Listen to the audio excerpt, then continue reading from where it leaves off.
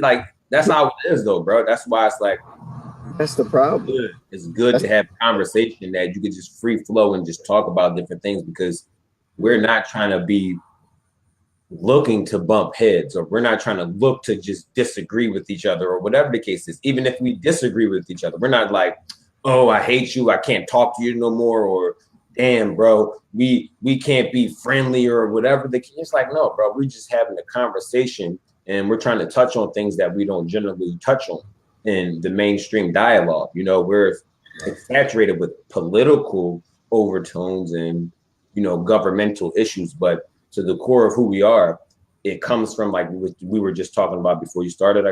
Is the environments that we all raised in. You know what I mean? That has a big.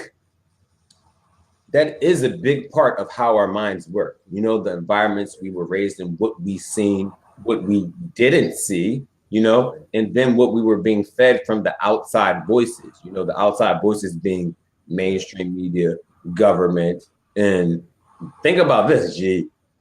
It was different from north and south. The information from the people up north got different from the people down south, and the lifestyles were completely different as well. You know, in the north, they say, oh, more business oriented, business like, work professional. Then down south is like country bumpkins. And it's a country mystique or whatever about it. But that simple change of environment also has a big connection on how we think differently, but it's still to the core of who we are. We're still like one, I mean, we still understand each other, even if we were growing up in different environments, we still have the ability to communicate what we were growing up in to other people. So that way they can see it from, the eyes of someone who has really been in it or someone who has really lived through it, as opposed to like, the Hollywood movies or the mainstream news, the local news even that plays the same stuff repetitively every day. Daily they give you the same repetitive madness of this bad stuff is happening, this bad stuff is happening. Oh wait, let's go to this good event in your local area. They're having this, but this bad stuff is happening, this bad, and it's kind of crazy that the eras of age change how people receive the information as well, because the older generation is the people that are still kind of stuck on that news level of like mainstream dialogue. They're not looking to, I can't generalize all the older people, but I'm saying the majority of our elder folks, they have embraced that mainstream media, like local news. Like they'll watch ABC, CBS, or NBC News because that's what they've grown into, and they'll stick to CNN or Fox News, whatever you have, because that's what they've grown into. Like our generation, like I guess we're in the middle. We've embraced both sides of it. We've embraced the independent information, and we've learned to understand the information that's coming out of the mainstream is deceptive, but we haven't communicated enough, I guess, to bring that to the realization to everybody. I just want to say what's up to everybody. I forgot I was talking to Brandon, jumped in Brandon, G. Yeah. What's up, everybody? Good afternoon. How's the family? Hello, family. Well, you got me on in the morning. Yeah, well, you know what? So the funny thing is, I had to start it. You did half the show. Problem is, when you talk to somebody who you came from the same place, you dealt with the same stuff, you just fall right into conversations. I had Chris and we were going.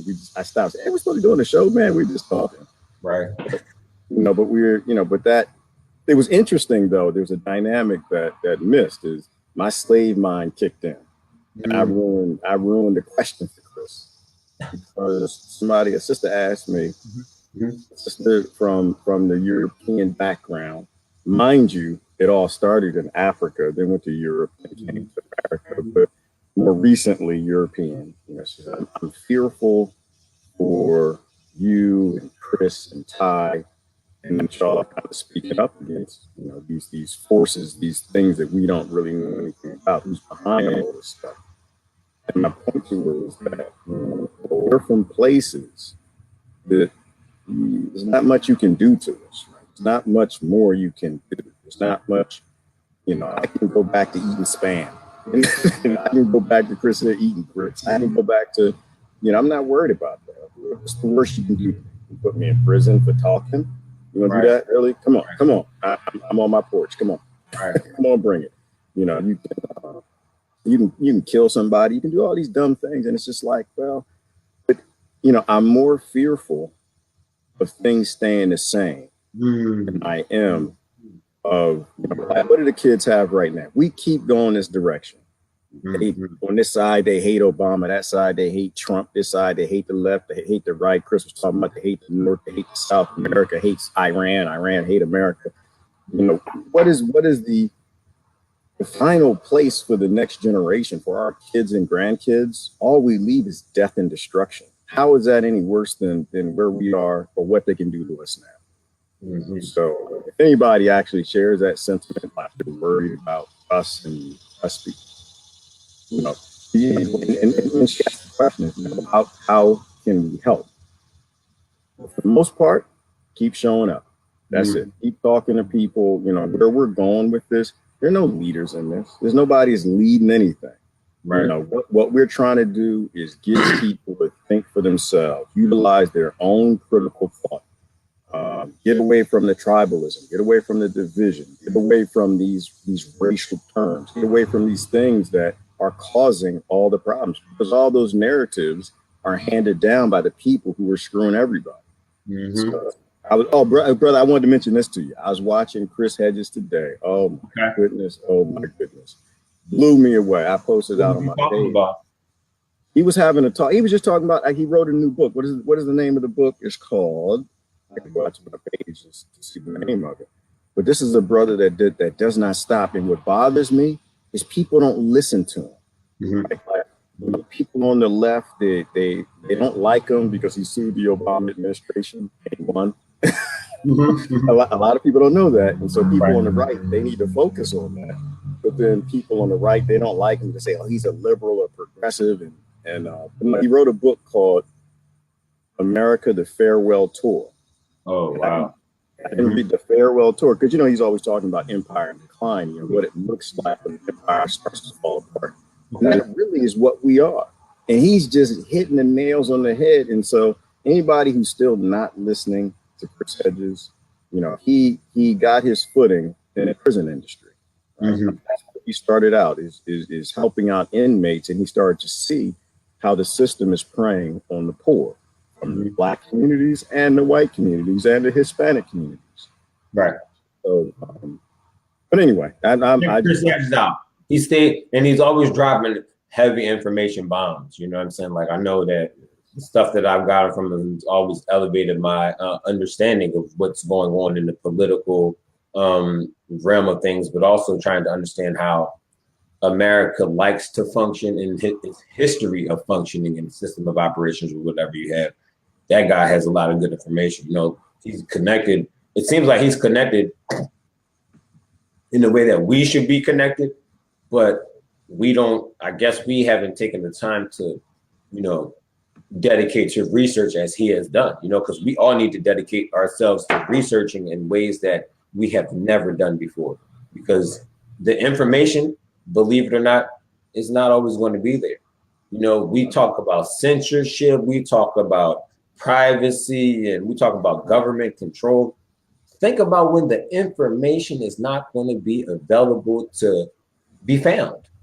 Right. What are the children going to believe then, when they don't have anything but what's coming out of the American empire, or these system of operations that are driving us to hate each other? Like, what are we going to do then? We're going to say, oh, well, where's the information? We don't have the information. What are we going to do? I don't know. Yeah, well, we have it right now. While we have it, let's utilize it the right way. Let's not go about this the wrong way and keep on falling victim to the political lip service of the politicians and the mainstream media deceptiveness and the rhetoric that they're sending out to the airwaves. We have to create a community that is not only dedicated to informing one another and ourselves, but the youth, because think about what they're going to have to hold on to in terms of information. They're not going to have nothing. Everything's going to be artificial intelligence and robots and censorship, if they're going to have it so finely tuned that you're not going to be able to find none of the stuff that you really want. You know what I mean? You're going to only be able to get what they tell you you can get a hold of. You know, you can only search for these products. You can only search for this information about this. Events will happen, and censorship will be at an all-time high to where you only have one version of the story for those events. And as they do today, when they suppress the witnesses and testimonies of people in the scene, who knows what's going to be happening in 10 years from now? If we could, like, I don't know, Brother G, what do you think will get people more committed to better informing themselves, I guess you could say? I think it's brothers like Chris Hedges. I mean, we can get on here and we can talk. I think we both had our different experiences here in Empire, but it's about listening to scholars, not politicians. Right? That's what Chris Hedges is. At the end of the day, he's a scholar. He's someone who's got his feet on the ground. He knows what's going on. Like here's a good example. If you get cancer, I don't know. I guess some people, they run to the garden. I'm okay with that. I'm a holistic guy. When I get cancer, the first place I'm going is to the doctor. Okay. You know, now doesn't mean I'm gonna use the doctor's treatment, not necessarily, but I'm gonna go to the doctor because I want to know what's going on. Like I got a pain in my chest and something's happening.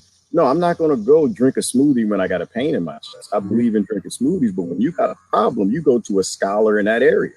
Yeah. And our problem is we got an empire.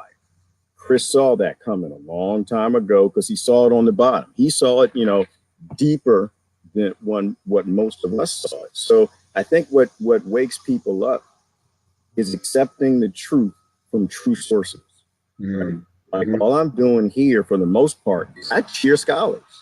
Yeah. I don't know nothing. I don't want to convince anybody I know. I cheer scholars. I listen to people like Chris Hedges, Ron Paul. Who's the brother out of the UK that's always talking? I forgot his name. Black hair. You from where?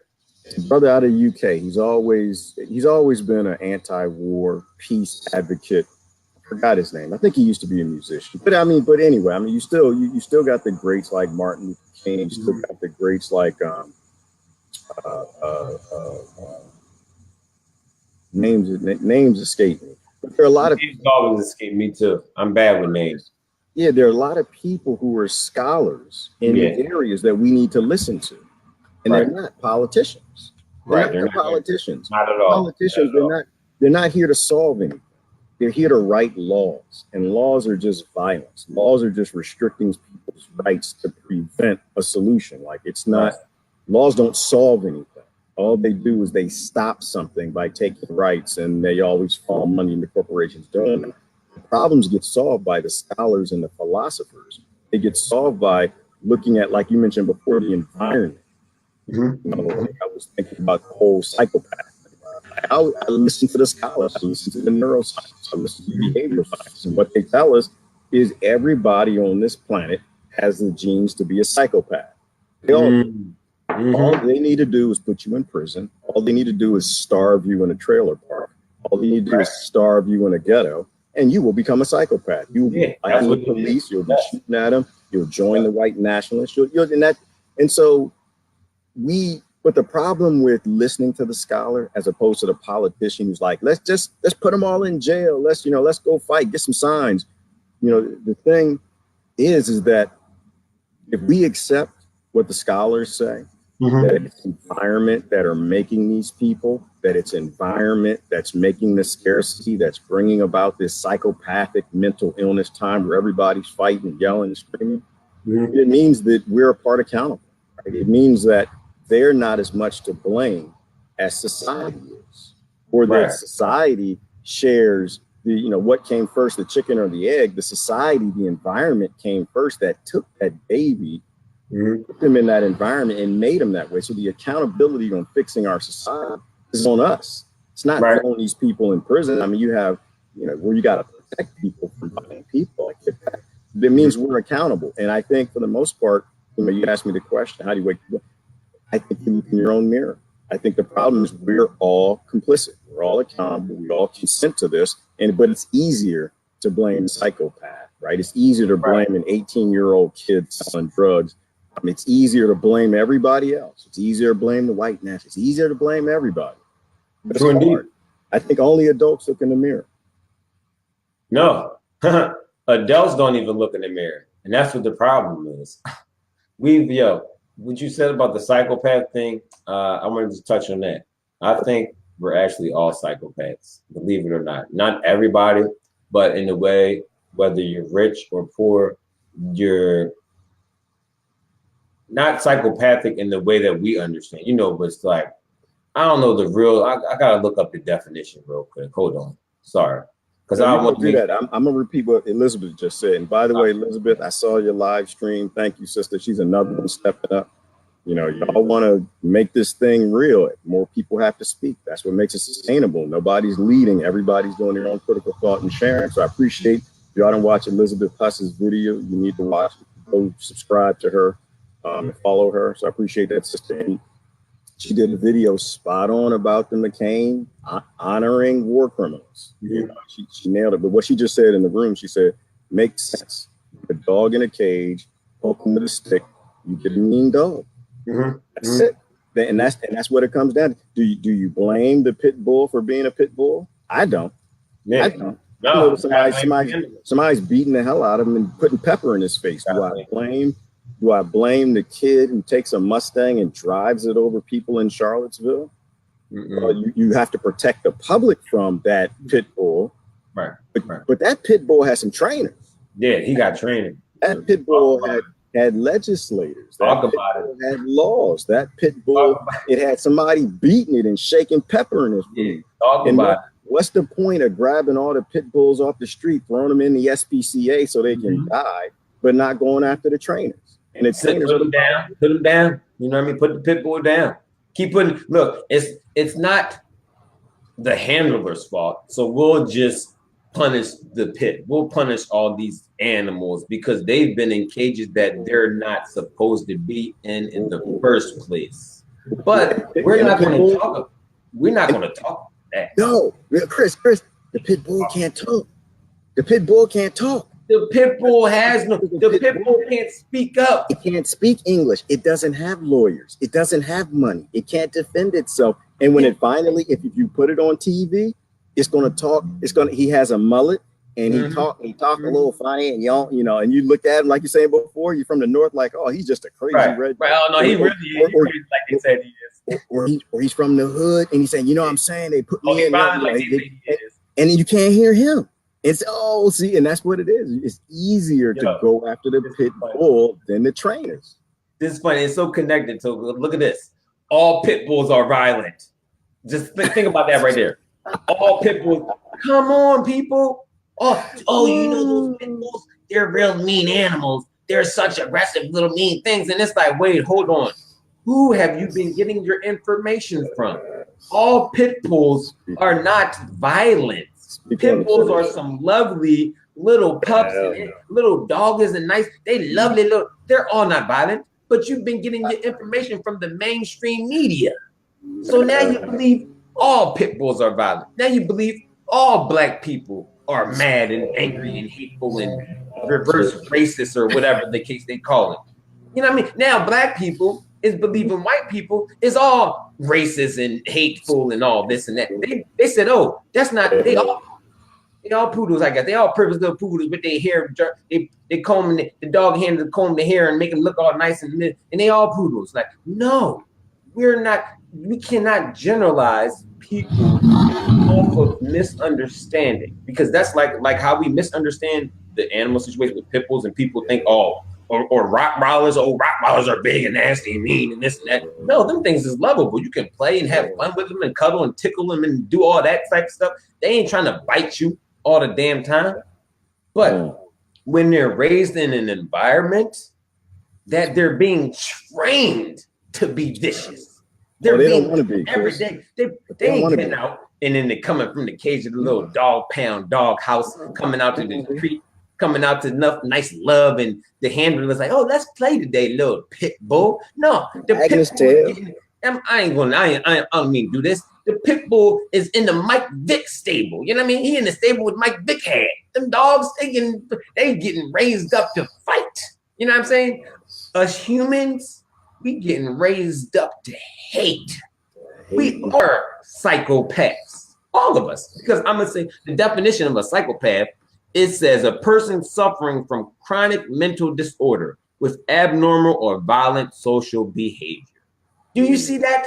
With abnormal or violent social behavior, not actions that's physical, social behavior, meaning the way we communicate with each other, the way we communicate with the operations around us, the way we communicate with the information that we're being given or whatever about nature. We're psychopaths. We have a violent way of communicating with each other, and it shows in the system of operations that we live in. Inequality, injustice, every day. You know what I mean? It's not just something that's one day, oh, it's just here. It's, oh, no, it's not. We don't have injustice every day. It's only sometimes. We shouldn't just be mad at the American government because it's been fighting for us forever. But that's just not true. It's been training us to be vicious pit bulls. It's been training other people to be Rottweilers, but all in an aggressive manner that is coming out of the fake information or the misinformation agents. That is the mainstream media. That is the government that we live within. It's sad that people don't get it. The government is not our friend like they want us to believe. The government doesn't have our backs. You feel me? We are supposed to have each other's backs. There is no government.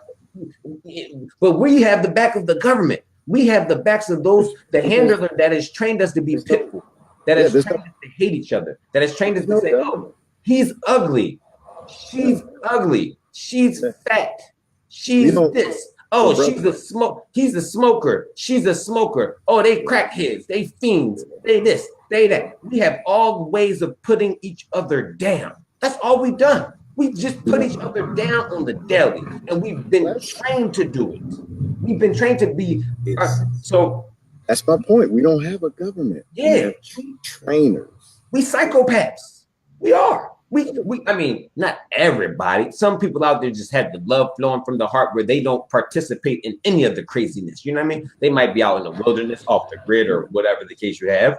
But inside of this system of operations, we are psychopaths, because if we are participating in the American government's way of doing things, we are participating in individuals, okay, family members of ours, overseas, down south of Mexico, China, Russia, wherever it is.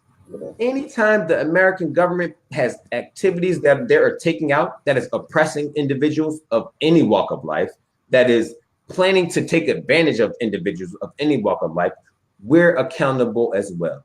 We're accountable because we participate in it. We give them the okay to do it by our silence, by our activities that act in helping the system continue to be what it is today, teaching our children to help the system be what it is today. If we, it's like this, I look at it like, am I going to teach my son to be a tax-paying, wholesome citizen of American government, or am I going to teach my son to be a rebel with the cause of uniting people, his family, everywhere? You know what I mean? I don't get it. It's hard to figure out, but it's not.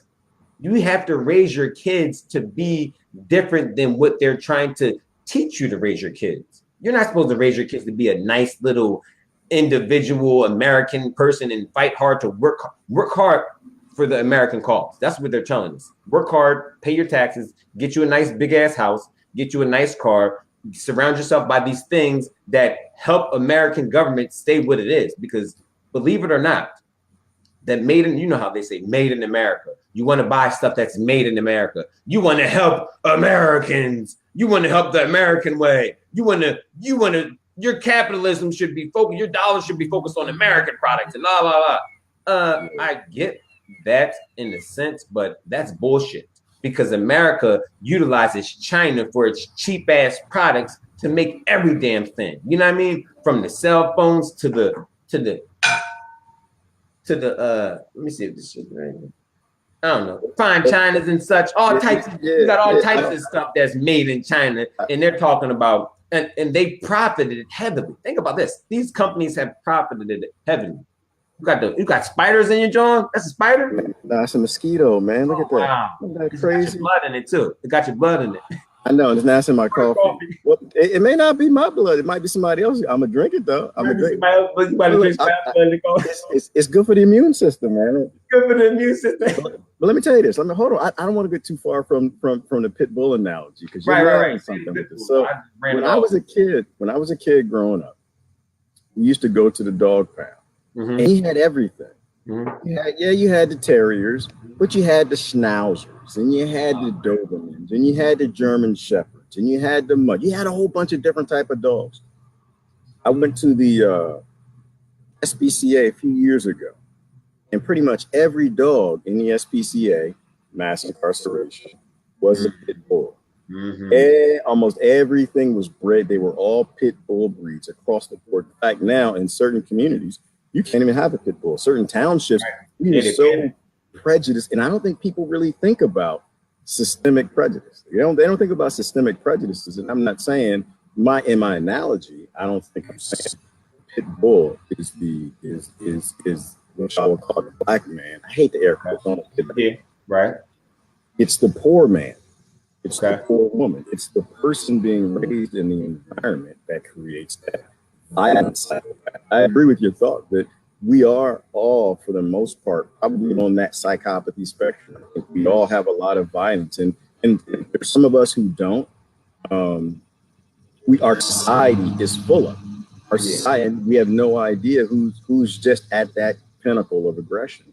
But this is what makes an empire sustainable, and this is why I love what Chris Head just talks about. Right? So why is all of this happening? It's not because of anything other than we live in an empire.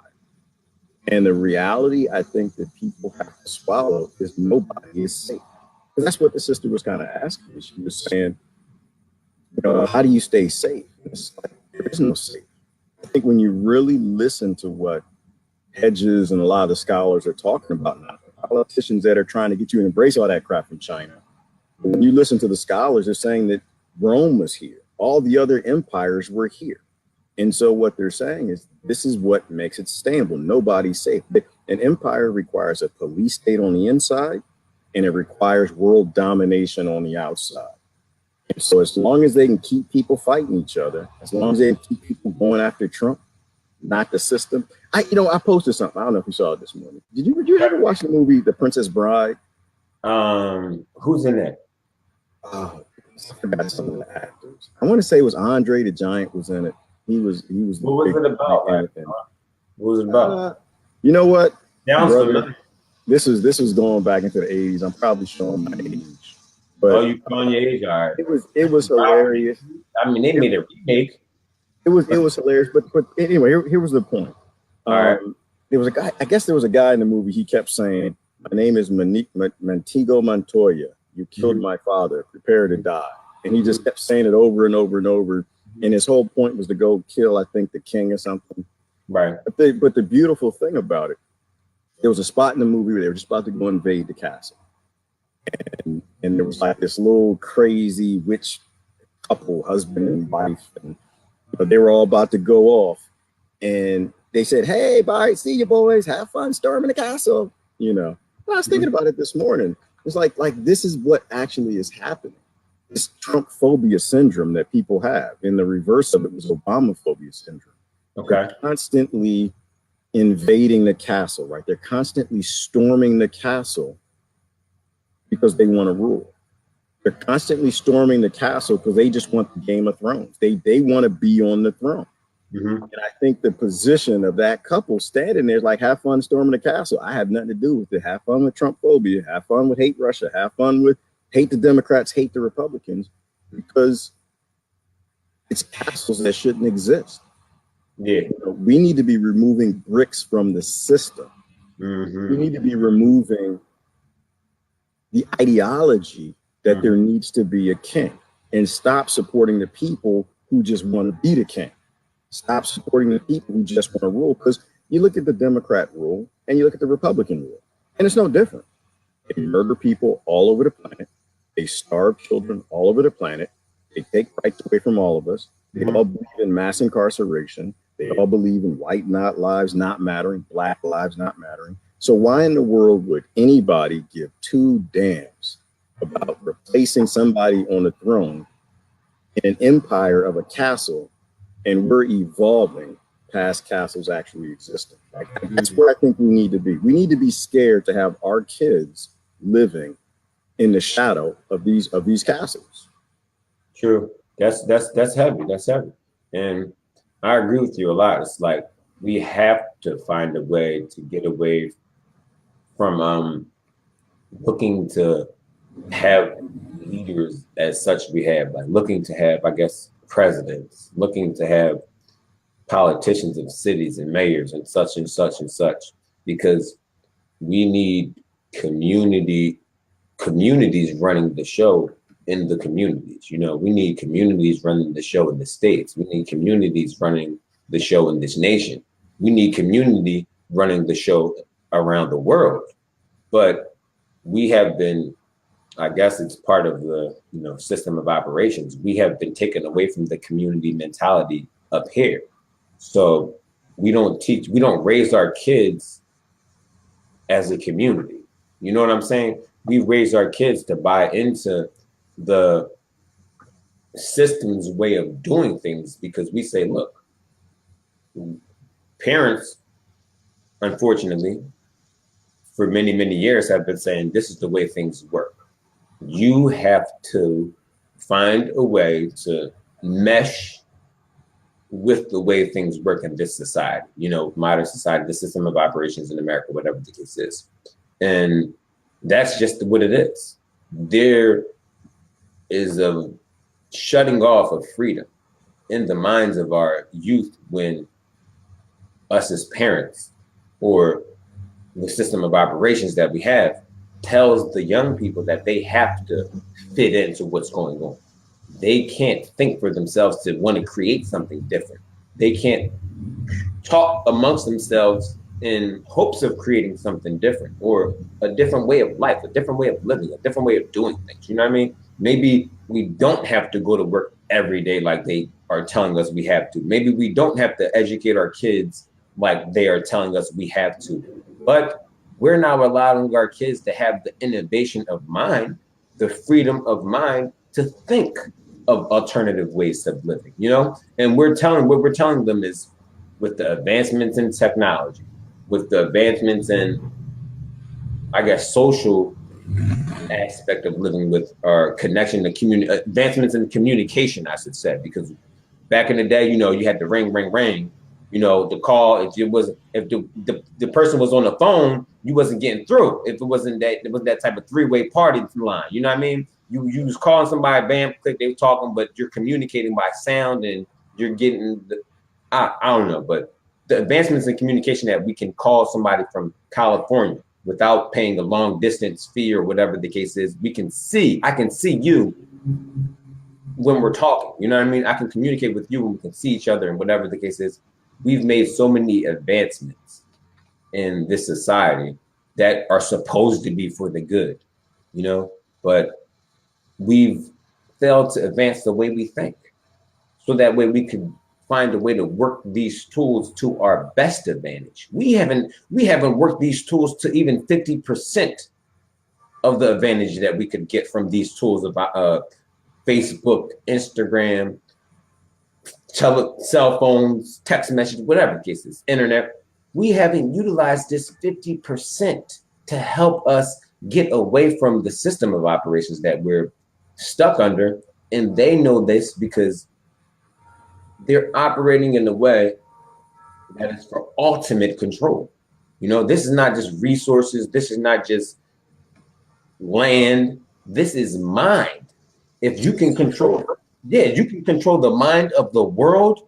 You can control the direction of the world. If you can control the mind of that small environment, think about this. When you break it down, when you think about the mind and how people were raised, you talked about environments. If you can control the minds of those people in that small environment, which is a box within the bigger box, you can control how those people act when they finally step outside of the box. And not only that, when they do step outside of the box, there is, I guess I would say, it's like a maze. You know, there's a maze of confusion because the other people that are in their boxes, they had to step outside their box too and become involved in the system of operations of inequality, of injustice and such. But their minds are intertwined a whole different way. So now you have that divide of black and white, which never should have been.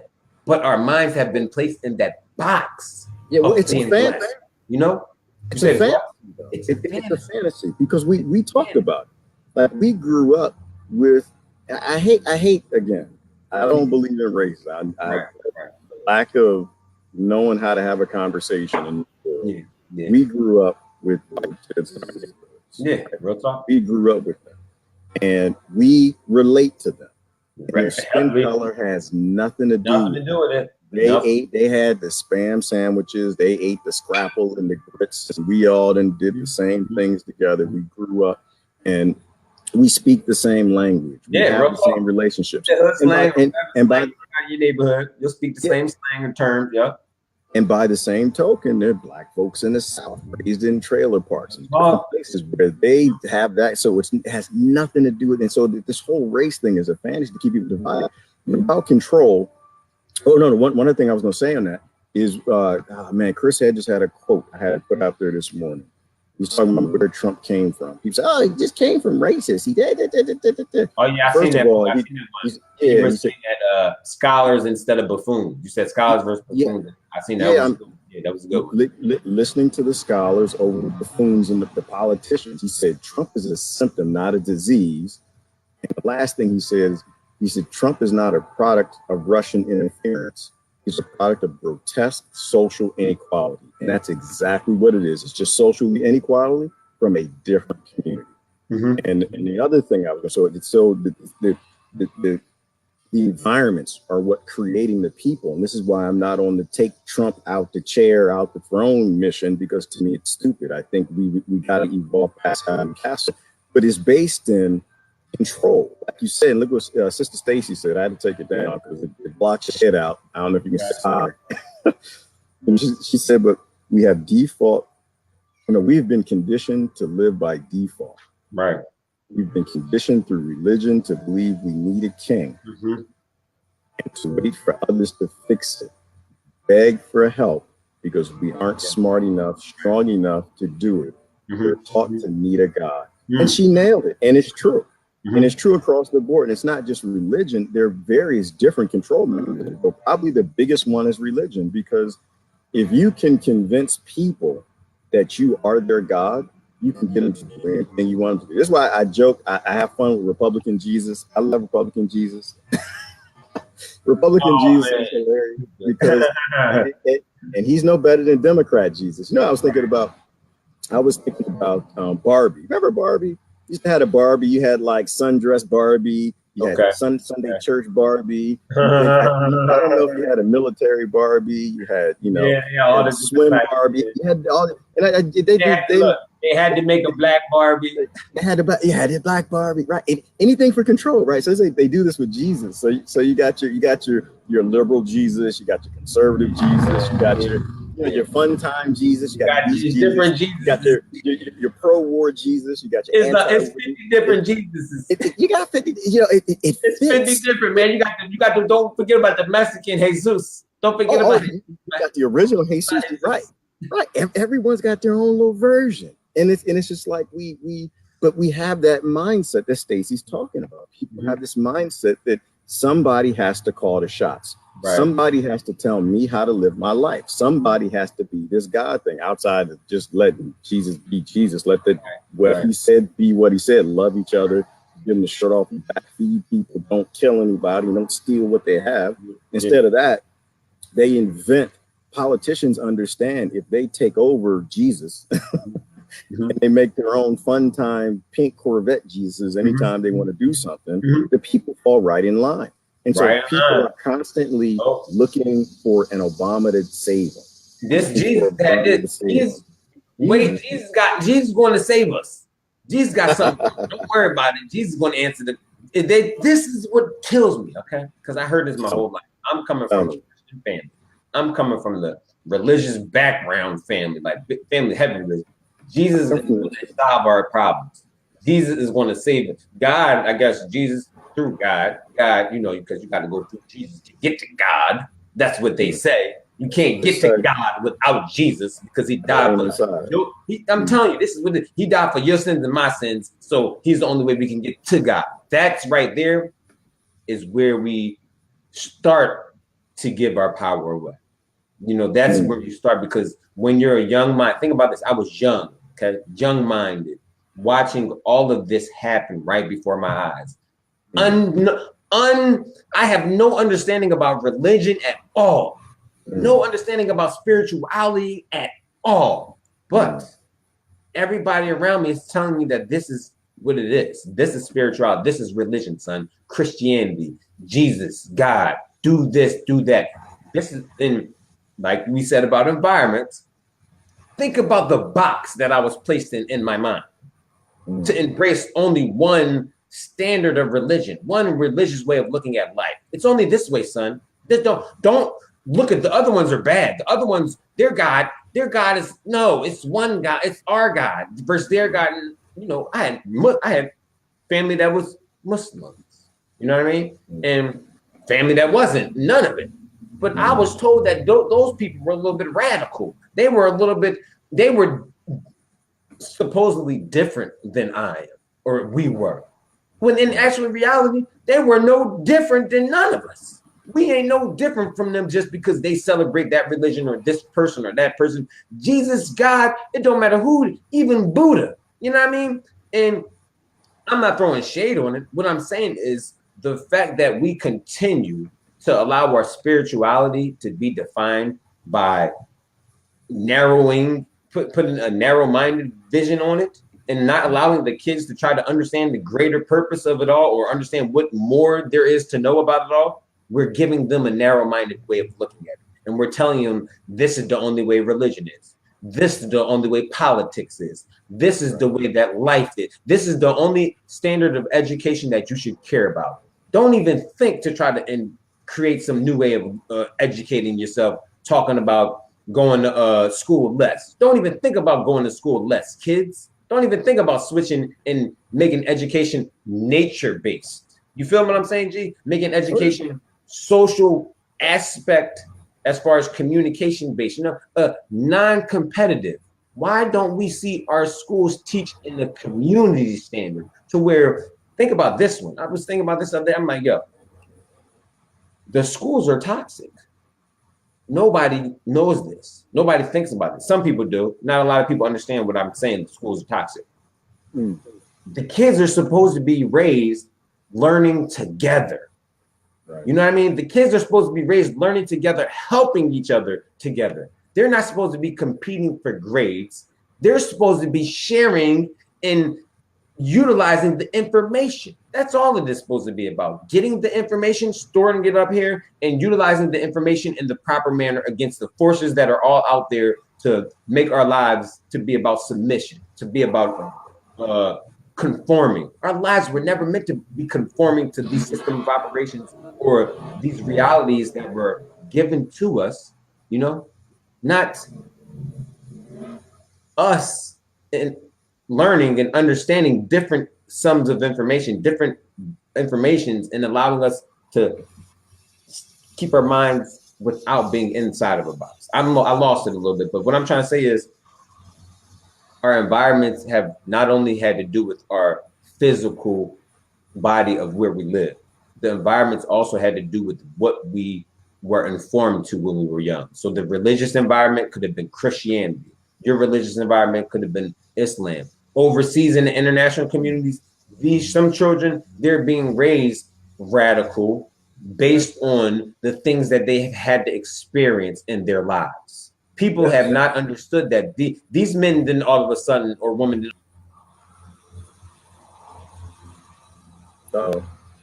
Top rock did it by mother. But we have to understand our children need new minds. They need to have their minds free from the deception. But it's hard to do that in the system that operates in deception. You understand what I'm saying? How can we get our kids to see through the deceit, see through the lies, and see through the narrations of hate? If that's all they've come to know, that's all they're knowing. We're telling the kids, don't be haters. Don't grow up and hate other people. We're trying to tell kids, don't hate this, don't hate. But then they see American government do what? Kill innocent people over here. Kill innocent. They see police do what? Kill black men. No justice. But yet we're telling our kids not to hate. We're telling our kids don't. Kids aren't stupid. Kids aren't. That's what I'm saying. Kids aren't stupid. They're going to keep all the stuff that we see, all the stuff that's happening now, like the Donald Trump shit. Kids aren't buying that shit. Kids don't buy, but they're being forced to buy into it. You know what I mean? They're being forced to understand who Donald Trump was. Me, I thought Donald Trump was cool. I thought Donald Trump was funny. I thought he was just a rather rich scumbag like the rest of them. That just was making it. He was having his way. He was having his way. He got his own TV show. He got all these hotels that people was funny as hell. People didn't spend their thousands of dollars gambling at his casinos. You know what I mean? All them years, spending $1,000 gambling at his casinos, staying at his hotel. All of a sudden, he becomes president. Oh, we got to boycott everything Trump. What do you mean? You spent your whole life loving the Trump stuff. You love the Trump empire. You love the mystique of a rich man having his way. We celebrate that. We love the famous folks. We love all these entertainers and actors, and we don't even know who they are. You know what I'm saying? We don't even know who they are, but we know the system of operations in which we live in, that they are the creme de la creme, and we're supposed to bow at their feet in admiration or adoration for what they have accomplished, seemingly, you know? And we're looking at our kids and telling them, look, love the famous, love the athletes that are famous, love the entertainers that are famous. Don't love the average everyday person the same way you love the famous folk. You know what I mean? We don't share the same love for our friends, our family. We jump head over heels when we see our favorite person, or it doesn't matter if it's who it is. Like, I'm telling you, bro, it's like this. When people see a famous person in the street, the way they respond shows you right then and there that we're crazy. We crazy.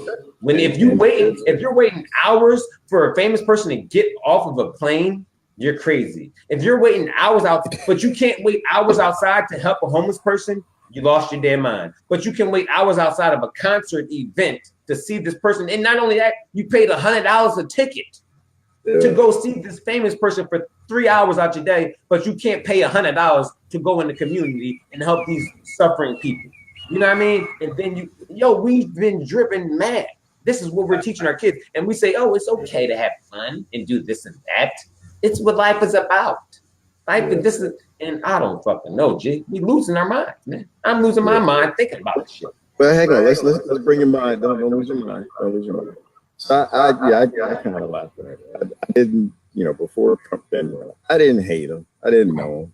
I didn't love him. I mean, I remember he used to show up in the hip hop videos. Everybody was talking about, Trump's money, blah, blah, blah. Everybody was watching shows. Honestly, I had no issue with the man. I could care less. He's insignificant to every problem in the world that needs to go away. He got into office, and people, they play these personality games. They're supposed to. Somebody said something about worship. Courtney Foster said, stop worshiping celebrities, right there. Bro. So they put him in office. Thank you, Courtney. People, they're either told to hate him or love him. And if it's Obama, you're supposed to love him because everything he does is right. Meanwhile, he's like starving millions of kids and Yemen and all the destruction he did all of Africa. He did his part in mass incarceration, but Black Lives Matter. You're supposed to love him. You're supposed to hate him because he's not American. He's not from here because he has brown skin, whatever. People fall in with that narrative, the environment, the lies that they were given. Trump comes into office. You're supposed to hate him because he's not Obama. You're supposed to hate him because he's a Republican. You're supposed to hate him because he's racist. He's just the same guy he's always been. Same guy's always been. And or you're supposed to love him because he's a conservative. And right. Never been in church in his life, but that's another discussion. Right. Because he's doing things for the church. And to me, it's just the same game. It's the same stupid, low intellect game that they play on people. And I guess what blows me away is that anybody is still falling for this. That anybody is still, that grown people who don't wear underoos. You remember underoos, bro? Remember underoos? I had underoos. No, I ain't have underoos. You too grown, bro. Underoos? Yeah, underoos. Oh, man. What is the underoos? Oh, you know what? Tighty whities? I don't know. Underoos. That's the process. I post stuff, and the young people, y'all don't get it, but the underoos. So you had Spider-Man, right? All right. And we had these briefs you wear. And I think they had them for girls too. I don't know if girls had them. And they had Spider-Man on the briefs. You put them on. When you put them on, you become the character, because that was the commercial. Spider-Man. When you put your underoos on, you become a superhero. Okay. But the idea that somebody's running around as a grown adult in some briefs with Trump or Obama or something on his butt, and whatever, every time he puts it on, it's adult hero worship. Right. It's sickening. But it gets back to what you said about like adult hero worship. People are looking for adults to save them. Yeah. People are looking for these celebrities, these politicians to save them. Right. And none of them are here to save them. None of them have even tried. Trump does not give two damns about poor white people. I'm sorry for that. He doesn't give two damns about poor black people. Trump don't give a damn about rich white people. He doesn't give a damn about rich white people. He doesn't hate Mexicans. He doesn't love Mexicans. That brother loves money. Right. Trump loves money. The brother loves money. And whatever story, whatever underoos he has to put on to get you to vote for him or love him, he's going to do it.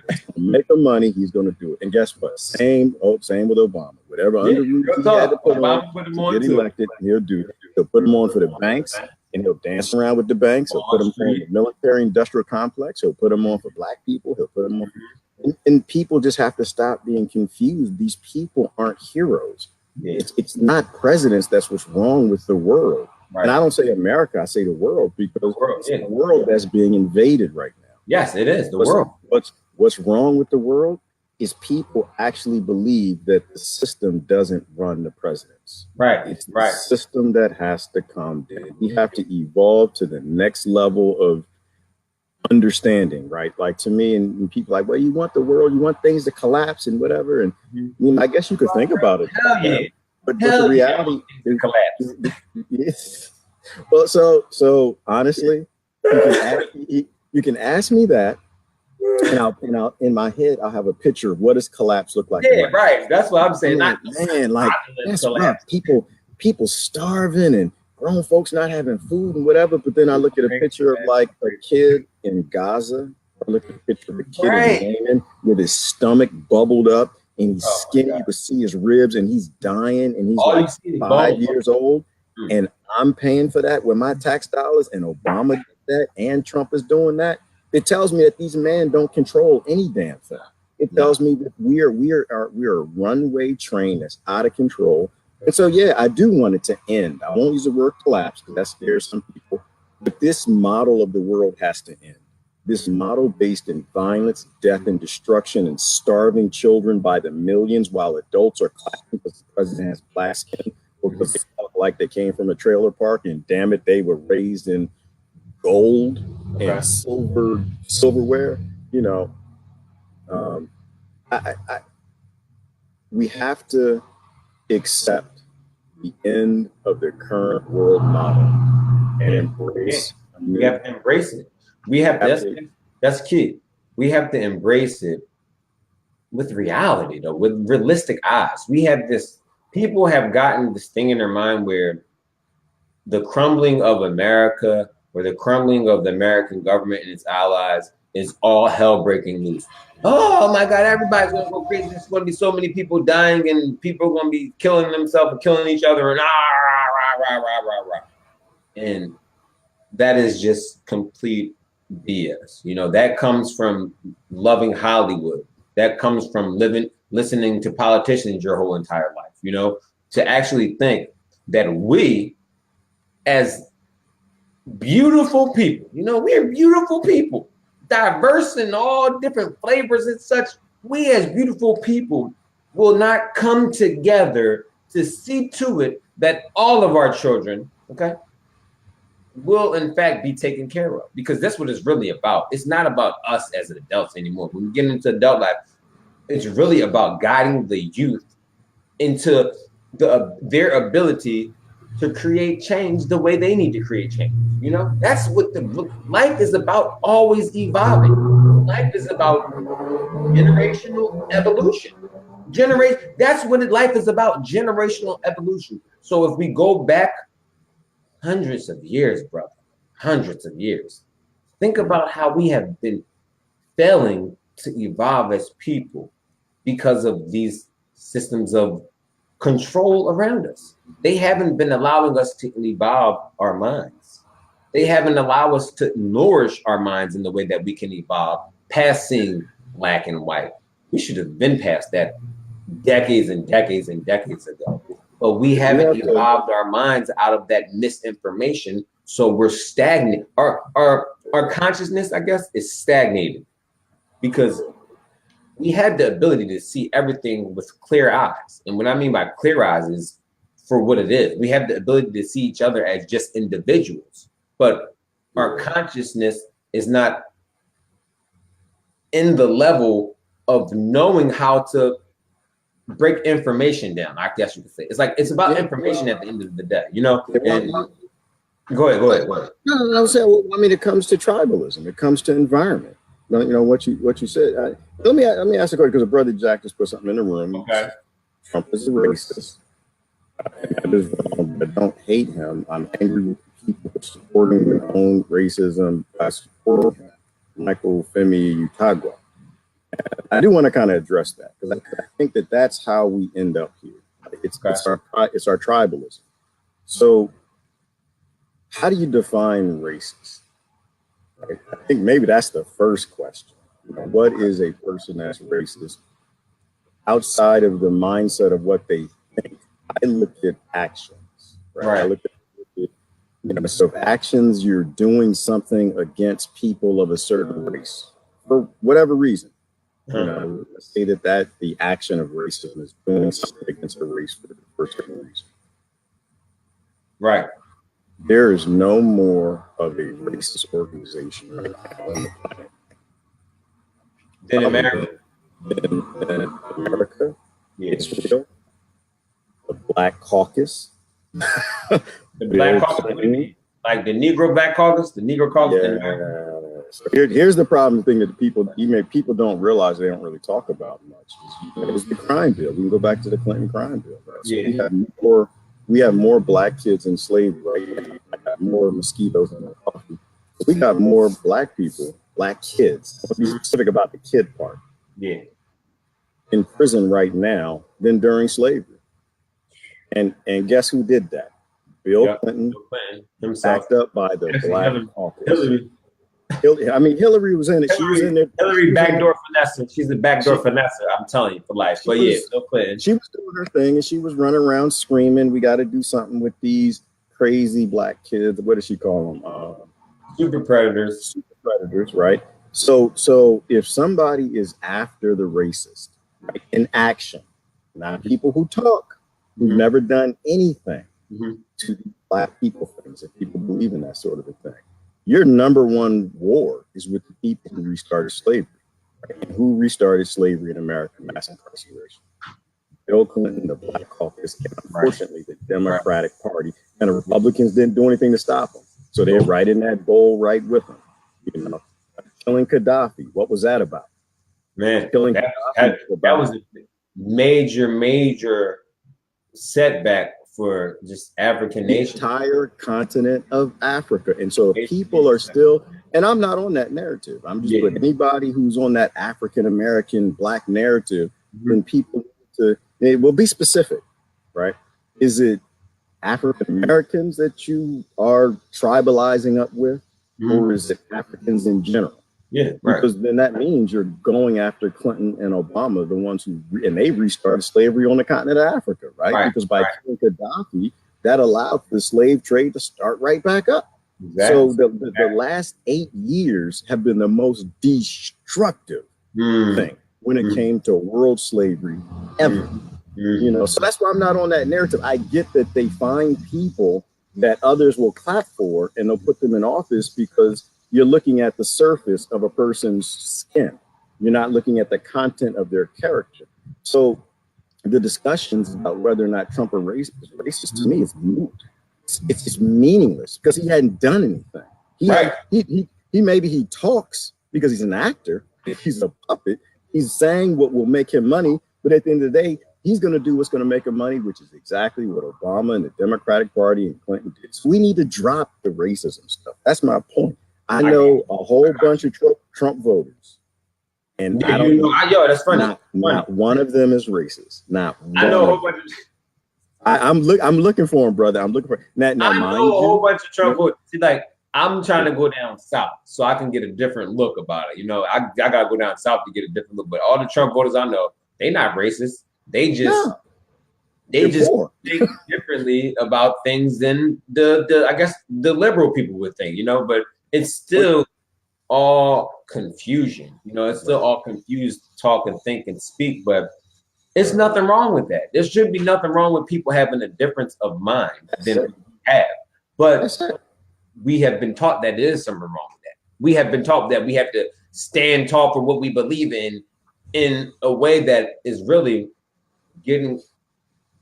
blocking our communication from each other. Because now I'm going to stand tall for what I believe in the face of what somebody else believes in, and I don't have to understand them. I don't have to take off my layers. You know, I don't have to take off my layers of my stuff that I believe in to see and understand what this person is saying. All right, thank you. But it's crazy because I'm gonna be like this. Christianity and Islam. When I used to be supportive of like the Christianity thing, I was in the mentality that I couldn't do what I had to do to understand the Muslim brother, what his ideology was, or whatever the case is. After, you know, going through the trials and tribulations of life or whatever, I started to realize that it would be utterly foolish for me not to try to understand why they think and view their religion in the such they do, and why do people like where I came from view religion in the way they view religion, and why it's so divided, you know, because I thought that life was supposed to bring us together in every form and fashion that the things that we do. We're supposed to be coming together. But no, because Republican Jesus and Black Jesus and white Jesus and it is supposed to be Jesus. It's not supposed to be about separate everybody. That's where we get caught up when it's about, like you said, about politicians and kings and such. It's not supposed to be about gods and symbolistic people and such like that. It's supposed to be about always evolving our mind. Use whatever you think Jesus is or Jesus was. Use that as a way to evolve your mind and understand a deeper meaning of what times were like before Jesus, because people don't go before Jesus. They say, oh, everything starts when Jesus died for your sins and it starts from there. But what about the 5,000 and 10,000 and maybe 100,000 years before that? Yeah. You're telling me that Jesus died for the sins, so the 100,000 years before Jesus is null and void? That is, and this is why I had to break free from the Christianity thing, because, or just not, I'm not going to say I'm anti-religious, but the way that we divide ourselves up, I'm against all of that. Anything that divides us, I'm against it. But I realized that people have cheated themselves out of 40,000 years or thousands and thousands of years of religious information. You know what I'm saying? Spirituality information, because they settled in on the idealistic view of having that one deity as God, Jesus, whoever it is, as their ultimate successor of the afterlife. Because we don't even know about afterlife. We just think, oh, after Jesus, you died, you better confess your sins to God, and that's the only thing. This is so crazy, bro. This is so crazy, because they have us thinking that you're going to go to a throne, and you're going to have to face this long hand of the law, and your deeds are going to be subjected to God, and your God's going to say, oh, have you done this? And people believe this. People believe that this, and they feel convicted about it, so they belittle themselves in life when they commit mistakes. I call them mistakes. You know, people say sins. No, there's no sin. They're mistakes. We're humans. Yeah. We make mistakes. That's what happened when we live in systems of hate. We make a lot of mistakes. You know, we make more mistakes than what we would care to make, but that's not the end of our lives, or that's not the mistakes are not supposed to break us, is what I mean. We carry these sins like a burden that we're not supposed to carry. You fuck up, you treat somebody wrong, apologize, make sure you don't do it again, and don't hold it against yourself, really. You know, we have to learn to teach ourselves not to beat ourselves up. Because when we beat ourselves up, we looking to beat other people up, you know? And it's not the physical realm, it's the mental realm.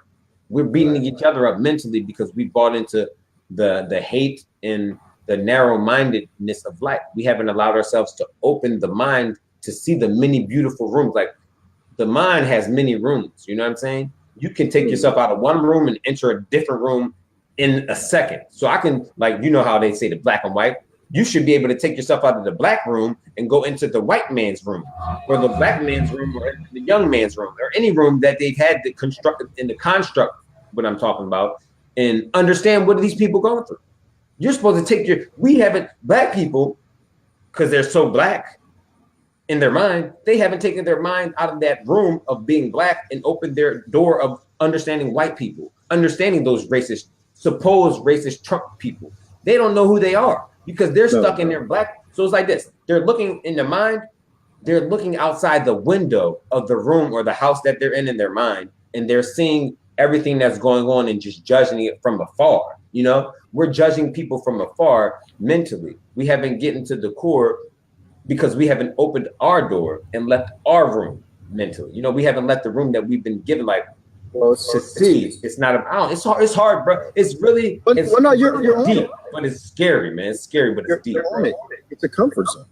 It's a comfort zone. Right? You know, people rally with what they consider to be a safe environment. It's fear, right? Like when they say things that, you know, like Trump is a racist. Trump, I don't think he cares anything about that. But when you hear that, you know, it's words, it's linguistics. It makes people angry and hateful. And so the extreme will run on that side and the other extreme runs on that side. People, I think, mostly in the middle are like, what the hell are y'all talking about? The guy dancing and singing in a hip hop video. He's running around with black women and white women and Asian women. What are you talking about? I mean, does he have a preference? I'm sure he does. But everybody has preferences. So I don't care nothing about that, but they polarize people, and that's how they kind of push them to these silly sides. But you were talking about religion, and kind of where I stand on that. I'm Christian. I'm very careful with that word, because that when you say that word, it doesn't mean what I believe. It doesn't mean what I think it needs to. Because, like you mentioned, all the different flavors of Jesus that people want to use for their comfort zones. I don't want to be affiliated with that. I understand, like, I believe that Christ was a real being, real creature. Whether he was just a really wise man, whether he was in tap with some energy that people don't understand, whether he was the son of God, I don't think any of that matters. Not to me. Okay. You know, that person, that thing was here. It said, don't kill people, don't murder people, love people, give them the clothes off your back, and don't judge people. Right. And I'm good with that. Right. I'm good with that. And so anybody, no matter what label they put on themselves, if they don't believe in those core values, you don't worship the God that I worship. That's just what it comes down to. Or you don't worship the superhuman thing that I worship. I'm fine with all of that. And so when people say they're Christian or conservative, you know, Southern Baptist Convention, black churches and whatever, you know, Catholic priests, diddling little boys, whatever, I already understand that you're beholding to that clique. You're not beholding to this message, Jesus thing said. And if you're right, if you don't give a damn about the message, you don't give a damn about that, you missed everything. You missed everything. It was what Sister Stacy said a minute ago, a little further down. She just said that, you know, you want a God, and God will do. Right. And as long as, and I think Brother Emil said something a minute ago too. He said that you just need that somebody to be above you. And so when a man comes along who fits whatever comfort zone that you're scared to get out of, you'll worship them. And you still have people today who look back and they scream about how Obama was this great president. Look back at how Trump is such a horrible president, or he's such a great president. I think that's my whole mission in all of this. No, I did. I don't choose a team is to get people to see that they're being played and that our children have no future if we don't grow up. No, that's what it is. It's funny because I like how you break it down. It's about the message, not more so as much as the man, you know? And that's why the history behind it matters. Like we have to look to the messages of many, many people, not just Jesus, but all the prophets. You know what I mean? Like Islam, they say the prophet was Muhammad. We can gain wisdom and understanding from what his messages were, because like you said, the messages was about love, loving not only oneself, but loving each other and the environment all around. You know what I mean? When I looked at some of the stuff that they have in the Quran, it blew my mind. Gee, I'm like, yo, they're saying the same damn thing in the Bible. I say, yo, what the hell? Bro, son of Abraham. That's all. And then I went to the Buddhism or that. I say, yo, they're saying the same damn thing too. And I'm like, yo, we've been getting separated by figures, but the messages have always been the same. Islam, they're not radical. You know what I mean? They in the Bible, they belittle women. In the Bible, they talk about women the need to be under the man. You know what I mean? And submit to the man. And the American Christianity said, oh, we can't. The women are not supposed to do what they're doing in those Muslim and Islamic countries. That's not what's supposed to be. But the Bible says that's what goes on. Just like they say in the Quran. The Quran, the Muslims, brother, they just stick closer to those values of all of the book. You know, they try to stick, and it seems radical because we've embraced a different form of, I guess, what they teach us the religious aspects of life should be. But it's not even a different form. It's like it's invented. It's not even a form of like no, it's not. Here's why I try to walk in my mind sometimes to try to kind of explain what I'm thinking. Is that it's the kings literally took over the religions, literally. Yeah, literally. And they wrote and they modified the books. They wrote some of the books. They deleted scripture. They did what they had to do because the people were worshiping God and they wanted to be God. Our politicians today are no different. They all want to be God too. And the church and the states are all in sync, and they always have been. So what Sister Christy is saying is that man is the most insane species. He worships an invisible God. And I don't believe that comment right there is boss. Christy Clayton, thank you so much. That comment is boss. It's like that's everything, man. You know what I mean? And destroys visible nature. But the depth that's my point. And the depth in that message right there is that we are worshiping something we can't see in a way nobody was told to, destroying the nature all around us. And that God thing and all of those religions said you're supposed to be a steward of the planet. Right. That you were supposed to take care of the environment. So in all these different ways, man is completely off of the realms, off of what's realistic. Mm-hmm. The only thing I disagree with Sister Christy there is the invisible God. I don't think God is invisible. I think God is very visible. I just think people don't want to see it for what it probably really is. I think God is always visible. Yeah, I think when you look around you, God is everywhere. I mean, from microbiology to fungi to cellular intelligence to quantum physics to the fact that there's obviously intelligent life all over this galaxy, and we're one of the youngest planets here. I think God is all around us. We're just not really ready. A lot of us aren't ready to see what God is. We're not ready to accept that God is not some man with a big white beard on a cloud. That's what I think she means in the sky, right? I think, and I think like that invisible figure, the figurina that they show us, Right. The people who I have trouble talking to the most are people who know definitively what God is, and the other people who know definitively that God doesn't exist. Right. I'm all theory. Anyway, it's all theory. It's all and it's all belief. It's like I said, I'm fine with the flat earthers. I'm fine with alien folks. I'm fine with it. What anybody wants to believe, as long as you keep your beliefs in you it's just a conversation, right? It's Yeah. just a story that somebody's telling, and I'm good with that. Right. You know, you had experiences that make your belief make sense. I had experiences that make my belief make sense. Mhm. Where we get off the rails is when any of those belief systems are used to murder people. And the flat earthers, when they get up and they decide to stage a revolt and they want to go murder a bunch of people Mhm. in Yemen or wherever they want to, Mhm. then that's when your belief system isn't a belief system. It's Right. just a means of mass murder.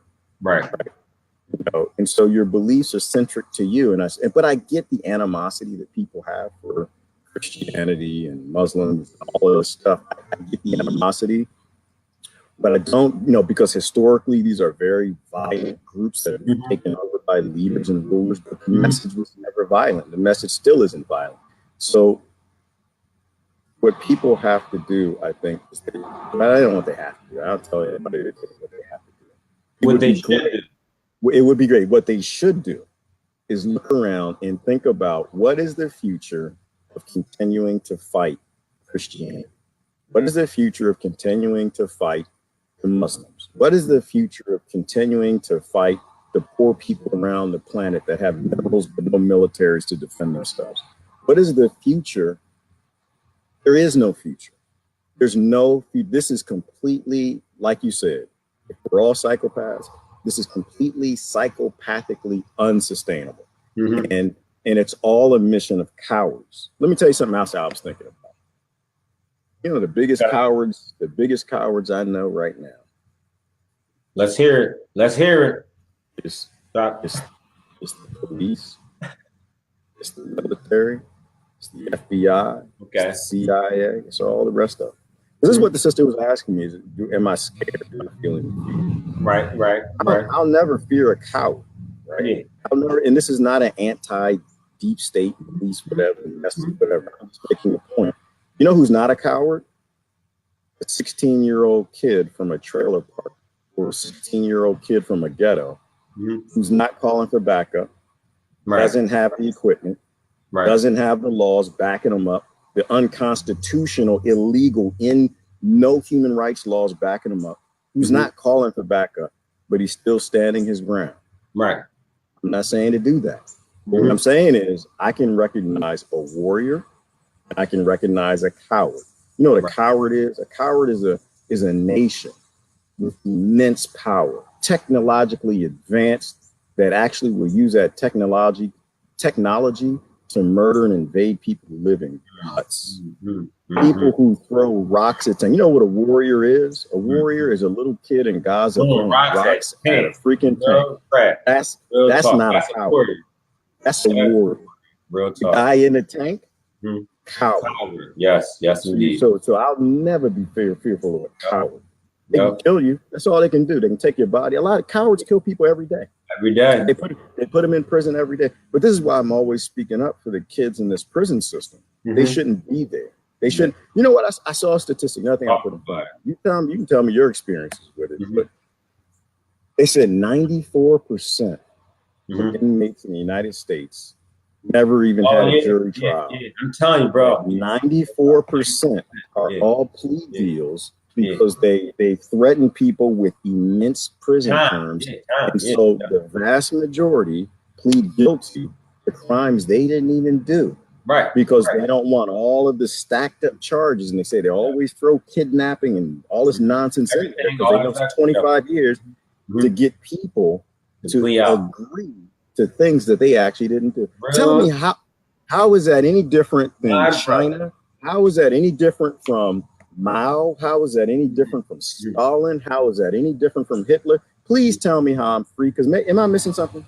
No, man, you're not missing nothing, brother. In this information again, it's the lack of education, because I realized another thing recently. I was thinking, why don't they teach a whole bunch of case law in the elementary schools, in the school system from 4th through 12th grade, whatever the case is? Why don't they teach law? Why don't they teach law in the way that is significant to allow these young men to understand, young women to understand, but families as well to understand? And then I got it. If everybody understood law, they wouldn't be able to scheme all up and down the criminal justice system. If everybody understood law, police officers would never be able to flex their fake power to a well-informed citizen, to a well-informed young man. They will never be able to abuse their power or abuse their jobs. You know what I'm saying? And or take advantage of the ignorance of people, because that's what they are doing. They're taking advantage of our ignorance because we don't request, we don't stand tall together and make it that this education system informs our young people to the laws, to the way that the court systems work. So when I was a part of it, I was young, right? 18. I had, I stole a car. I worked at a dealership. I stole the car and was joyriding or whatever the case. I would acting crazy, living wild, putting me in position, doing dumb stuff. But Can I pause you? Go ahead. Can I pause you first? Because when you say things like that, they trigger people. Okay. So let me clarify. What is a car? A car is a vehicle that actually is free. A car is a vehicle we've decided not to be free. Right. Kids steal them because they don't have them. And we live in a time since the 1950s when cars could have been made, and right now they would cost 5 cents. So the only reason cars are even being stolen because kids are raised in poverty and they're not giving these things for free, in which they should. So the reality is, what you were born in an environment that was a lie. It's artificial scarcity and it's planned obsolescence to keep the price of cars high and keep them from people, which is why the car was stolen. Yes, indeed, bro. Outside of the fact, I just want to clarify, because sometimes people hear things and they don't know how to take them. How old were you? I was 18. 18, which means you didn't have a frontal lobe yet. Your cerebral cortex is what's utilized for decision making, which means you weren't even a human being yet. Because sometimes it does bother me when you say things. I love you to death, brother, but sometimes you'll say you're an ex-con. You're not an ex-con. Right. We live in a convict inventing society. You were a child. You weren't even a human being. Right. You're a human child at 26, because at 26 you can actually be subject to human laws because you're an actual human. Prior to that, you're a kid doing dumb things because you don't have it. You were a child who was in a daycare. Those kids got Legos. I don't have Legos. I ain't got Legos. I went and got my Legos. And as an adult society, we are responsible for the environment that you were raised in. That was our bad. That's not on you. Yup, that's real. I'm sorry. I wanted to stop. Thank you for clarifying that up for me, though. You did that. To clarify that you didn't do it. We did it to you, and we know better. Right. So look, I did it after processing things. Man, took it, got called by the cops. I didn't even get no lawyer. Think about how young and dumb we are. This is how they do it. I got called by the cops, police officer. I guess my job called, and the cops told me to come in. They needed to talk or whatever the case is. So me as a young kid, scared. When police is involved, you're afraid. The first thing you do when you're afraid because you have no knowledge of nothing. So you're afraid and you're vulnerable.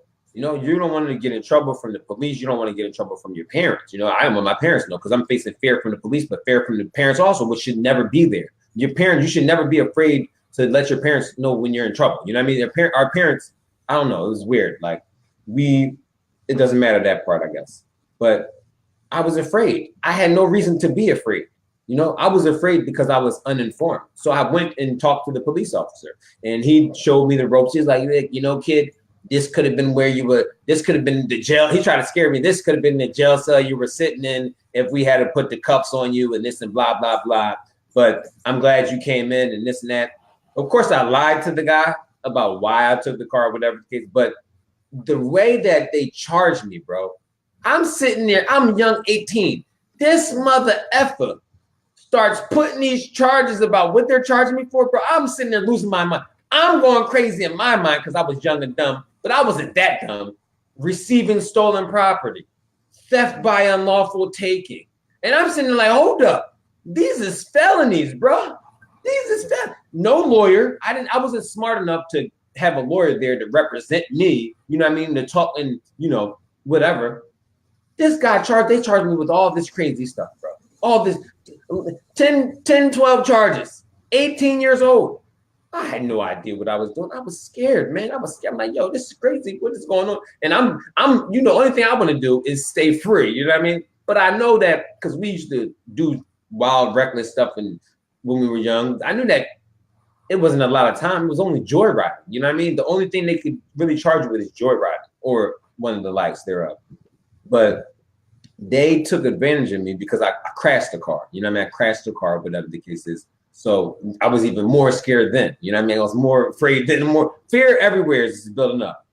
So they charged me with all this stuff, all these things, like 12 different things. It's crazy. It was unbelievable. And I'm sitting here like, yo, I work at the dealership. You know what I mean? I didn't steal a car, really. I work at the dealership. I had access to all the keys. I just took the car, banged it out by mistake, and you guys are charging me with all these things. I got charged with so much. I had to plea out. I plead out, of course, because I was young and dumb. And my mama was sitting there, grown as ever. My mama was sitting there, know nothing about the law, because they ain't never been in trouble in their damn life. And the times they did get in trouble is the black eye on the family. So the people that did get in trouble go to jail, the family didn't inform themselves about the court systems like they should have. They just know that it happens. They take advantage of young black men and women, but it was sad, man. Looking back on that, it was sad because that's how they get 94% conviction rate. They scare people. They scare the individuals. They scare the families. They threaten. Okay, they threaten us. You know what a subtle threat is? A subtle threat is when they say, look, you're facing 3 to 6 years, but we're going to do you a favor. We love you. We like you. So we're going to do you a favor. We're going to do you a favor and offer you 6 months because look, you're really facing 3 to 6 years, but we're going to offer you 6 months and you better take that deal because if you go to court, you're going to lose. And it's crazy, bro. They have people misinformed. They have families misinformed, and they have people afraid. And people are afraid because they don't have the information about how the system works. When you go to trial, they lose a lot of trials. You know what I mean? Most of the trials that when people go to trial and actually fight their cases, the state loses way more because one, it's financial. When they go to trial, the state has to pay thousands and thousands of dollars. I mean, it's like 50,000, bro, for one trial, jury trial, because they had to pay the jury. They had to pay the judge. They had to pay for the processes and everything. They don't want to do that. They don't want to do that. And they know if they can place fear inside the minds of all these criminals, or not criminals, sorry, but these complainants, they can beat the financial system and they can beat the criminal justice system because they'll get the convictions that they seek and they'll get it for a cheap fee. The cheap fee is very little on their end that they're putting out, but they're getting more in restitution because they pay court costs and fines and fees. They charge they take that money from the complainants. I had to pay the court costs and fees, not the taxpayers don't pay the court costs and fees like people lead to believe. Oh my God, gee, this stuff is filthy. The taxpayers think they're paying for the system of operations in courts. The taxpayers aren't paying that shit. The criminals are paying that. Court costs and fines, they have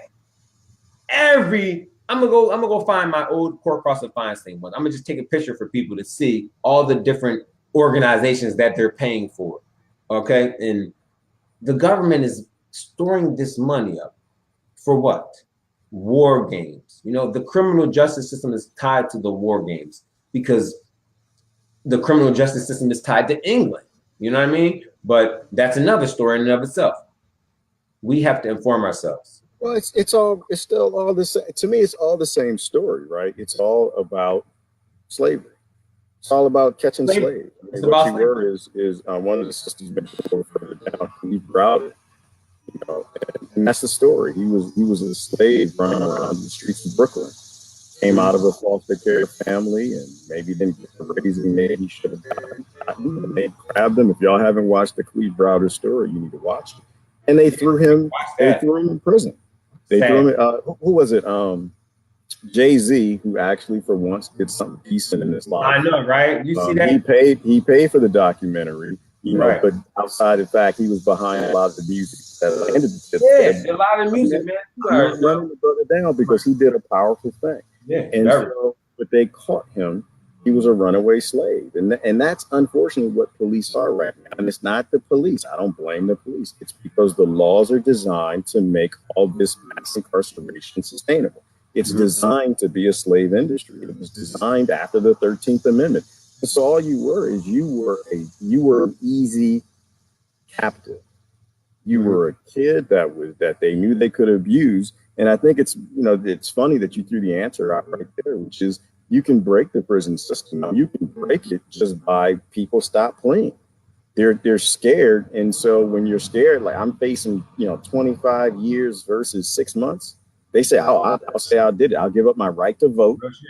I'll become a convict. I'll go sit in this commissary prison because everybody makes money off of it from the commissary. One of my close buddies, right? The Democrats and the Republicans make all this money on it. Somebody's making the locks and the clothes and the fences and the gates and washing the floors and the cleaning supplies. And this is why I'm saying that every industry is complicit with this mass incarceration slave process. And the reality is, and we can talk about it, not one politician is doing any damn thing about it. And that's what you really need to ask.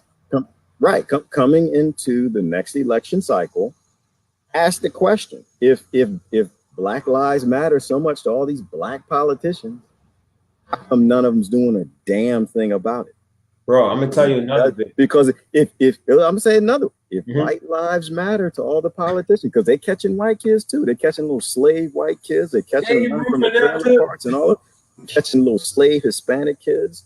If they care, all these Hispanic politicians, why is not one of them doing a damn thing about any of it? Yeah, because they don't care, and they are complicit with this system. They are the ones who were in Africa. They were the Black tribes in Africa catching the Black runaways and selling them into slavery.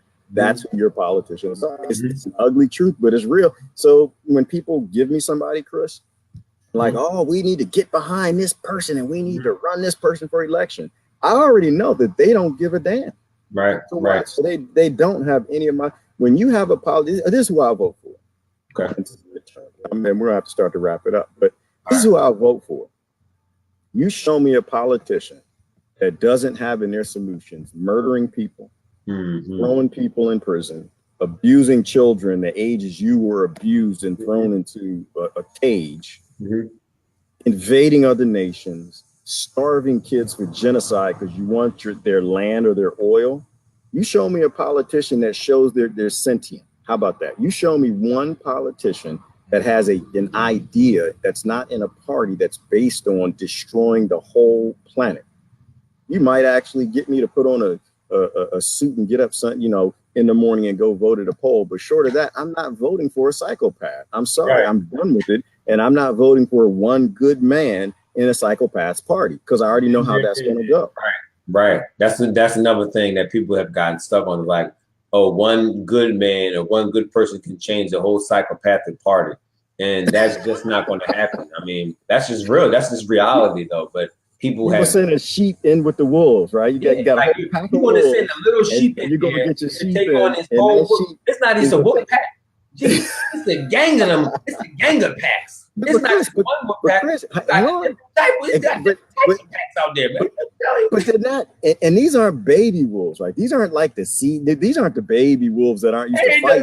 They're fully grown. They've been doing it their entire lives, man. Fur cut off, they're cut up and bloody from Iraq and Afghanistan. They've been ripping fur apart, everything. Like these are some bad wolves, brother. They still got their teeth, still got the blood leaking out their teeth and stuff too. Like you can still see it coming out. They just bad. They just bad. Wolves that just murder they murder bears, man. These are rough. They murdered the mothers.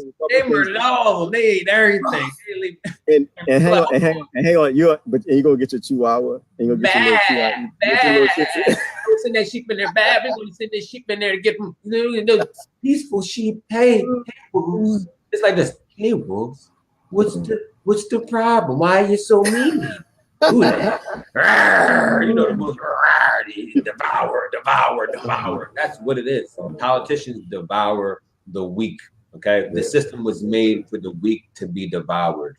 The system was made for individuals to be devoured by the group, and the group is the government. Individuals can have a wholesome way of seeing things in life and wanting to care for people. The group that is the government does not care for people. So you will get devoured if you care for people and you want to participate in that group, you will get devoured. But not only will you get devoured, you will feel miserable if you stay the line of truth and you can stay within that wolf. Like, you can't do it. You can't honestly stay the line of truth and be inside of that environment, because you will be it would eat you alive. You know what I mean? Your mind will eat yourself alive, seeing it and witnessing the signing of murder, the signing of corporations controlling everything, the signing of the CIAs and FBIs being unaccountable to anybody and anyone, the signing of NASA lying about anything that they could, or just putting out any information that they want. And foreign relations, well, we're stuck at the mercy of the signing of these. No, we have to redefine how we look at the systems, but we also have to redefine how we look at each other. We have to embrace each other with a love that I guess we could say we have known, but we haven't acted upon, maybe, you know, as a collective. I mean, the love that we need, we haven't embraced it as a collective as of yet. But I think we're starting to, you know, more and more people are starting to step outside of their comfort zones and communicate with people from different walks of life. More and more people are allowing the labels to be, they're shedding the labels and starting to view others just people. You know, they're not looking at them like your political representation is who you are. No, people are seeking to look at others as people, to know others as people. Like the black and white, it's not about that anymore. We're trying to find out who others are as individuals. Humans versus psychopaths. Yeah, really what it comes down. It comes down to people who want to make the world a better place, and people who want to keep it the same. And if you want to keep it the same, then you stay in your little tribal format, and the world will stay the same. Right. If you want to make this world a better place, like if you don't like how you were raised, you don't like the world, you don't like things that you've seen, mass incarceration, wars, slavery, destruction, and you know things getting worse.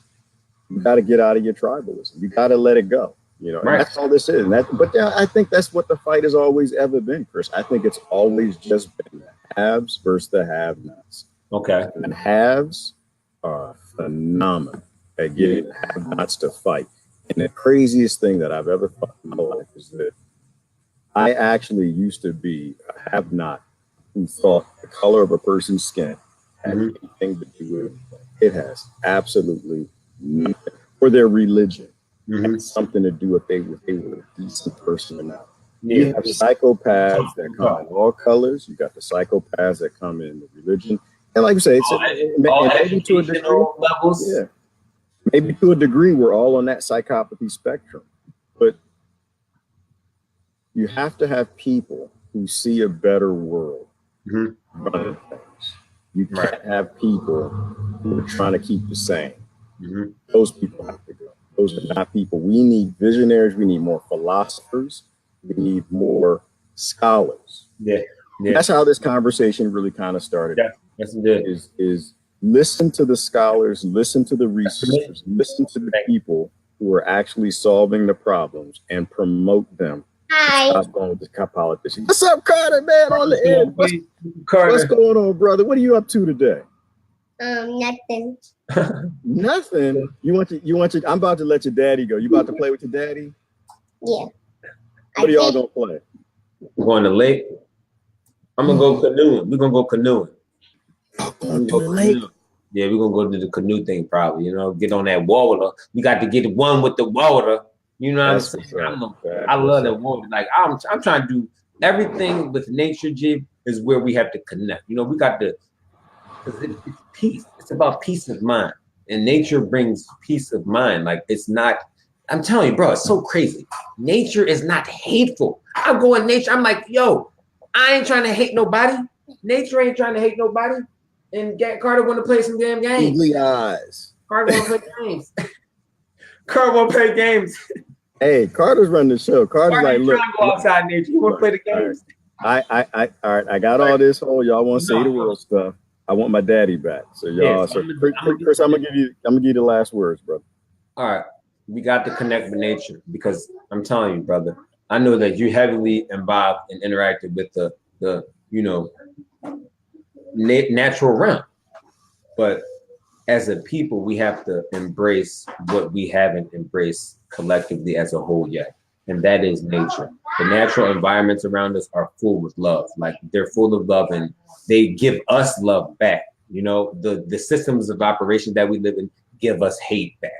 They're full of hate. They're training us to hate. When we step into the natural environments and we step into the nature realm of things, Carter with the googly eyes. All right, show everybody your googly eyes. Can you see straight? Or they googly? That's not good. They googly? They googly? All right. But all right, I'll put them on. All right, I'm gonna finish like this. When we and I can't see nothing. What is going on? I look like I'm drunk. This is the DUI glasses. You like Bootsy. That's okay. But when we embrace and we teach our kids, like Carter, when we teach them to embrace the natural environments, it enriches their soul. You know, it enriches their being with love because nature gives us love. Nature doesn't give us hate.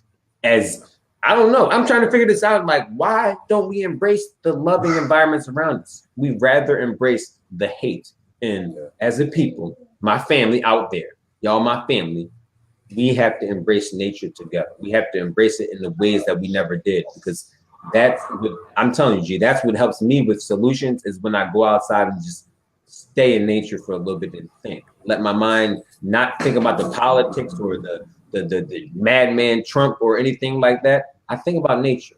What does it mean to live together? What does it mean to raise kids in the natural? What does it mean to raise and be around people with love? You know, that's what I think about. I think about love and I say, why is the love missing? You know, and I realize the love is missing because we've never embraced the love of the world around us in the way that we should have. But each day we can be different than what we were yesterday. So today, my folks out there, my family, find a way to get connected with something natural, something in nature. Find some information. Find some information. Hold on. All right. Oh, wow. Find some information that is going to help you learn and understand nature in ways that you never understood before. I see 3 of you, G. I saw 3 of you just there. That's okay. I see 3. I can be through it. I can be. I'm a camp onto your point and saying, right. What does nature do? Nature lives within its own means. The wolf only eats as much as it can fill, and it leaves the rest for the other wolves. Doesn't take more than it's supposed to, G. The mind only takes. I know how you talk about that. It fills its belly and it's done. The bear fills its belly and it's done, and that's sustainable. But when the bears had bank accounts, we'd be in big trouble. If the wolves got bank accounts, we'd be in big trouble. And this is why the middle class is the problem. They're trying to stuff as much as that, resources that they can, far beyond what they need. Far beyond what they need. And that's what makes war sustainable. It's what makes slavery sustainable. It was what makes rape and destruction, and it keeps Wall Street and these billionaires in power. Yep. So if you really want to go after it, listen to what Brother Chris is saying. Listen to nature. Nature has worked well for 1 billion years, whether you call it Mother Nature or God or whatever you call it. It's a system that works really well. Every system, like G, you listen to G2. G got that talk in the morning. Get you some coffee and listen to Brother Gerard in the morning. You know what I'm saying? At work, at home, wherever you at. Listen, I'm telling you, G, man, keep doing what you're doing, brother, because it's motivational. You're bringing information to people in ways that people can't get it from mainstream media. And it's like, we need that, brother. We need that. We need all that. You know what I'm saying?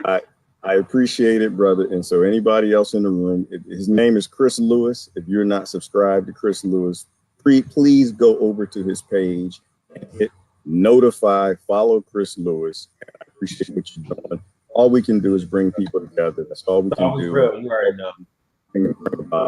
So, all right, I'm out. Until next time.